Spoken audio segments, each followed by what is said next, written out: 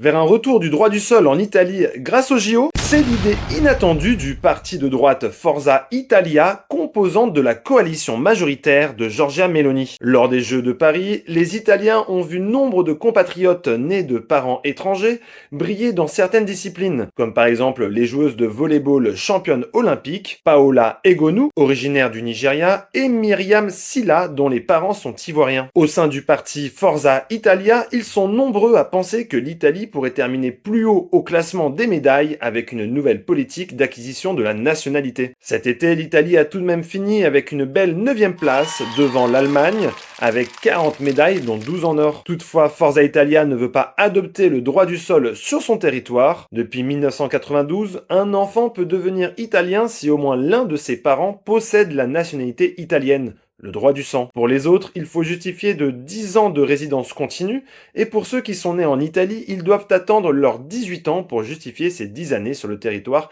sans interruption. Forza Italia aimerait adopter une loi hybride, baptisée le droit du stylo. Il s'agirait d'accorder la citoyenneté italienne à tout enfant né en Italie de parents étrangers ou arrivé sur le territoire avant l'âge de 12 ans. Ils devront alors avoir été scolarisés au moins 5 ans sans interruption dans le pays. Une prise de position qui a créé des remous au sein de la majorité puisque Giorgia Meloni est fermement opposée à ce droit du stylo et veut sacraliser le droit du sang comme unique moyen de devenir italien. À voir à présent si ce débat aura lieu au Parlement à la rentrée et si le projet de Forza Italia pourra être voté, non pas avec ses alliés d'extrême droite, mais peut-être avec l'opposition de gauche.